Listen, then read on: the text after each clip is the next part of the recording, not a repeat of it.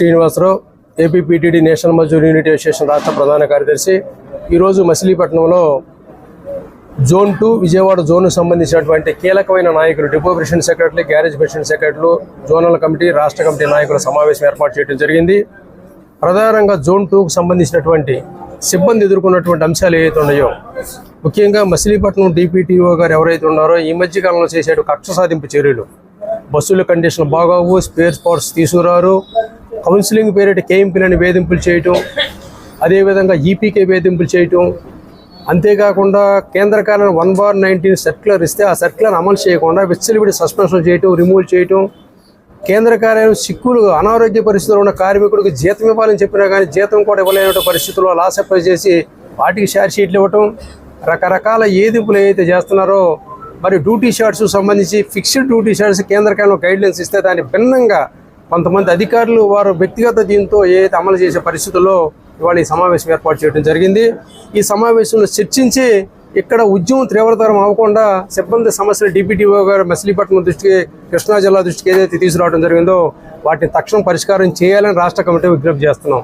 ముఖ్యంగా ఇవాళ రాష్ట్ర ప్రభుత్వాన్ని మేము కోరుకునేది, ఇవాళ దాదాపు గత చాలా కాలం నుంచి కొత్త బస్సులు కొనుగోలు జరగలేదు. ఇవాళ కొత్త బస్సులు కొనుగోలు జరగాలి, డ్రైవర్ కండక్టర్ రిక్రూట్మెంట్ కావాలి.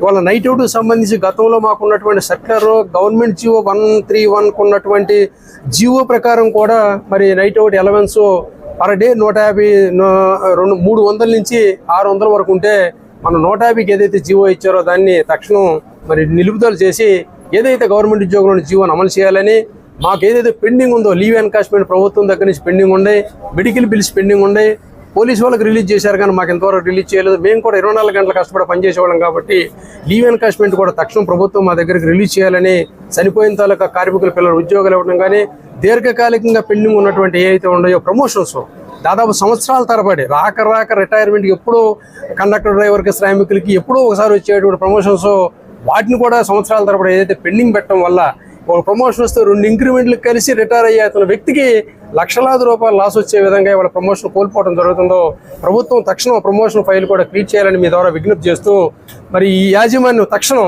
ఏదైతే ఆర్టీసీ పరంగా సమస్య పరిష్కారం చేయకపోతే ఈ ఉద్యమానికి ఇక్కడ ఉన్న మేనేజ్మెంట్ బాధ్యత వహించాలని ప్రధాన కార్యదర్శి విజ్ఞప్తి చేస్తూ, ఇక్కడ ఉద్యమానికి సమస్యల పరిష్కారం కాకపోతే రాష్ట్ర కమిటీగా ఇక్కడ ఉద్యమానికి సంపూర్ణ సహకారం అందిస్తుందని చెప్పి ఈ సందర్భంగా విజ్ఞప్తి చేస్తూ సెలవు తీసుకుంటున్నాం.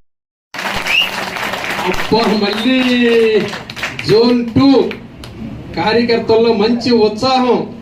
నేను చాలా కాలం తర్వాత ఈ మచిలీపట్నంలో సుదూర ప్రాంతాల నుంచి కూడా దాదాపు ఆ బోర్డర్ రాజోలు, అమలాపురం నుంచి కూడా ఇవాళ ఈ కౌన్సిల్కి ఇచ్చేసినటువంటి మీ అందరికి కూడా రాష్ట్ర కమిటీ తరఫున పేరున ప్రత్యేకమైన అభినందనలు తెలియపరుస్తున్నారు.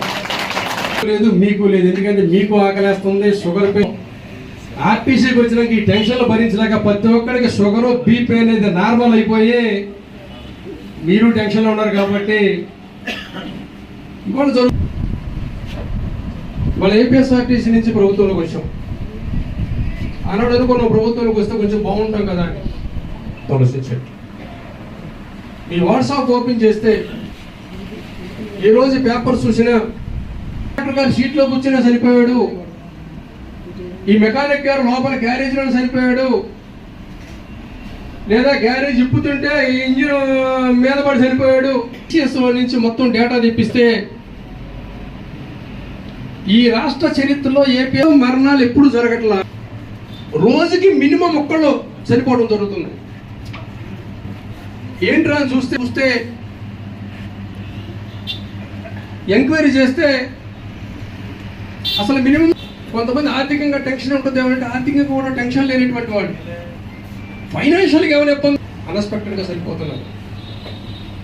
ఏంటని ఎంక్వైరీ చేస్తే ఇంట్లో ఫ్యామిలీ చెప్పేది అదేదో రూట్ మార్చారటండి, అదేదో బస్సు మార్చారటండి, ఈ డ్యూటీ ఉదయం నుంచి రాత్రి దాకా తిరగలేదటండి, జెండా వల్ల మాత్రమే జరుగుతుంది మాత్రం మీ విజ్ఞప్తి చేస్తున్నారు. అంటే చేసి అందరి ముందు కనిపిస్తే అయిపోయినట్టు కదా ఉన్నాడు. ఇప్పటికే అవుతుంది ఆడి మీటింగ్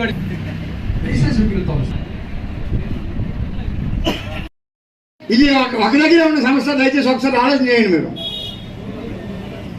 ఏ డిపోలో కదిలించిన వర్కర్నే కోకాలో అన్నాడు కదా, ఏలూరులో ఏంటి ఏ డిపోలో అయినా వర్కర్ కళ్ళ నిలబడి ఏడుస్తున్న సందర్భం ఉంది. వర్కర్ పనిచేయని పరిస్థితులు డిపోల్లో ఉన్నాయి. మిమ్మల్ని ఎందుకు మీటింగ్ పెట్టి తిడుతున్నారని మీరు అడుగుతున్న పని అవుతున్నా బాబు, మా వాళ్ళు అడగట్లేదు, మీరు అడగండి అని చెప్పి మన వెనకాల తిరుగుతున్న వర్కర్లు.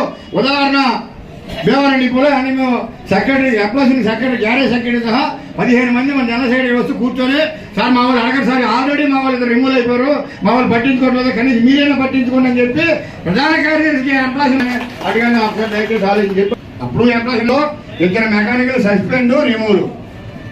ఇప్పుడు మనం అడిగాం, మీకు మనం మెమరాండంలో పెట్టి పుస్తకంలో పెట్టి జిల్లా సెక్రటరీ కంపల్సరీ మాకు కావాలని చెప్పాడు. జనాల్లో అసంతృప్తి ఉందనేదానికి కారణం మీరే. అక్కడ వెళ్తారు 1000 అయితేనే ఏ తప్పుకి ఏ పనిష్మెంట్ ఇవ్వాలి అనేది 1/19 పెట్టారు. నిన్న కూడా ఈడీ దగ్గరికి వెళ్ళాం. ఈడీ దగ్గరికి వెళ్ళి, సార్ మొన్న భీమవరం ఆర్ఎం గారికి అర్థం అవ్వలేదు సార్, ఇవాళ అమలాపురం డిప్యూటీకి అర్థం అవ్వలేదు సార్ అన్నాను.